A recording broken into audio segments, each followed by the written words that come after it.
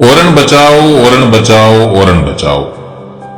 700-800 साल पुरानी इन ओरण की रक्षा हमारे पूर्वजों ने अपना शीश कटाकर की थी। फिर आज इन ओरण को बचाने की लड़ाई क्यों लड़ी जा रही है? राजस्थान में लगभग 25,000 ओरण हैं, जिनका भौगोलिक क्षेत्रफल 6 लाख हेक्टेयर है। केवल मारवाड़ की बात करें तो 9,053 गांवों में 3,017 ओरण हैं, जिसमें से केवल जैसलमेर में 100 ओरण हैं। इन ओरण में हर साल करीब 150 देशों से पक्षी प्रजातियां आती है, जिनमें से अधिकांश विलुप्ति की कगार पर है। और हर साल 83,000 पक्षियों की मौत हाई टेंशन तार के कारण हो रही है। इन ओरण का इतिहास हमें बताता है कि यहाँ पालतू कुत्ते और गाय ऊंट की पूजा स्मारक यहाँ से प्राप्त हुए हैं। रेगिस्तान की जिस धरती में हमने जन्म लिया, वहां अकाल ने हमारे भाई के रूप में हमारे साथ ही जन्म लिया। ओरण अभावों से भरे हमारे जीवन में 2 साल 3 साल तक पड़ने वाले लंबे अकालों से जूझने का एकमात्र सहारा है। ओरण दूर दूर तक फैली केवल वन संपदा नहीं, बल्कि प्रकृति का वो उपहार है जिसमें रेतीला समाज सांस लेता है। इस थार में गाय का बड़ा महत्व है। गाय धर्म ही नहीं, जीवन का हिस्सा है।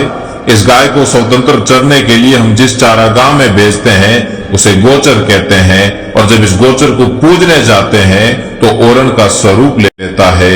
इस ओरण में एक पतली टहनी काटना भी आपको पाप का भागी बना देता है। मीलों फैले इस रेगिस्तान में हमने एक एक पेड़ को घर के सदस्य की तरह पाला पोसा है, क्योंकि इससे हमारा जीवन फलता फूलता है। इस ओरण में किसी तरह की कोई दूसरी गतिविधि पूर्णतः वर्जित है। ओरण पशुओं का घर है, जहां वे चरते हैं, अटखेलियां करते हैं और इस रेगिस्तान को अकाल से बचाने में मदद करते हैं। ओरण में बड़े जलाशय हैं जो थार को पानी पिलाते हैं। रेगिस्तान में पानी की एक बूंद का घी से भी अधिक महत्व है। यहाँ के लोग कहते हैं कि घी ढूढ़िया कहीं नहीं वे, पर पानी ढूढ़िया मारो जीव बढ़े। आज हमारी यही विरासत बाहरी कंपनियों के कारण खत्म होने जा रही है। अगर ओरण नहीं होंगे तो पशु कहाँ चरेंगे? ओरण नहीं होंगी तो विदेशों से आने वाले पक्षी कहाँ विचरण करेंगे?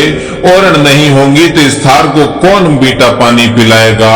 ओरण नहीं होगी तो हमारे उन मंदिरों का क्या होगा जिन पर अटूट श्रद्धा से ये समाज चलता है? ओरण नहीं होगी तो गोवंश का क्या होगा?